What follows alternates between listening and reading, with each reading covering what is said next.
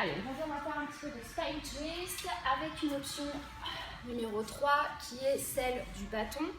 Donc je vous conseille de prendre un bâton où il n'y a rien de dessous, c'est-à-dire que s'il y a un balai, vous enlevez le balai, puisque sinon ça va vous déséquilibrer, vous allez avoir un poids d'un côté plus que de l'autre. Donc ça c'est l'option numéro 3. L'éducatif du numéro 3, pardon. Donc ça veut dire qu'il y a toutes les options possibles avant, c'est-à-dire l'option numéro 1, je vous rappelle, c'est celle-ci, les mains en prière, les pouces ici bloqués au niveau du sternum, d'accord? La position des jambes est celle où vous êtes le mieux pour garder un dos droit. L'option numéro 2, celle sur laquelle on travaillait actuellement, c'était celle-ci, les mains ici au niveau des épaules et on se tenait droite. L'option numéro 3 dont on va parler aujourd'hui, c'est celle avec le bâton.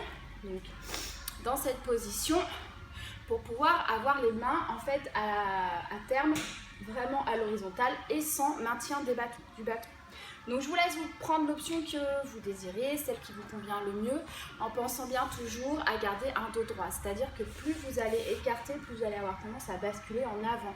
Plus vous allez avoir les jambes fermées, plus vous allez avoir tendance à basculer en arrière. Vous pouvez aussi plier légèrement les jambes de cette façon pour pouvoir garder le dos droit. D'accord? La seule chose, c'est que comme on va avoir une rotation du buste, il faut absolument que la position que vous allez avec vos jambes ne vous empêche pas de faire une rotation du buste. Allez, c'est parti. Donc, on va se mettre dans une position où on va être bien au niveau du dos, très important. Donc, vous devez sentir ici sous les fesses, les petits os là, pointus, les ischions, et vous allez tout simplement mettre en place le centrage. Donc, vous abaissez bien les côtes, vous rentrez le ventre et vous essayez de concentrer là, ici, l'attention sur votre périnée, puisqu'on est assis dessus, donc c'est difficile à ressentir. Donc, on est en position comme ça, on inspire au milieu.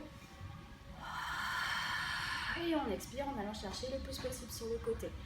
On inspire, on revient. Et on expire. On va chercher de l'autre côté. Inspire. Expire. Inspire. Relâchez vos épaules, allez chercher le plus loin possible. Inspire.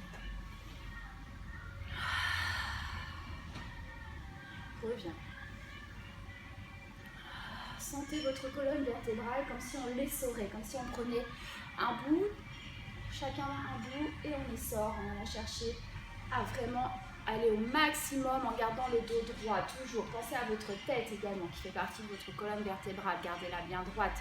Essayez de ne pas aller plus loin avec le regard que vous n'allez pouvoir aller avec vos épaules.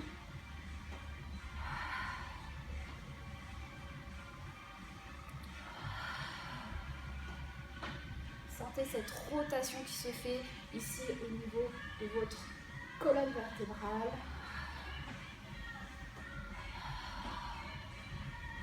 Encore, relâchez bien vos épaules. Une dernière fois de chaque côté, inspirez. On revient. Expirez et relâchez.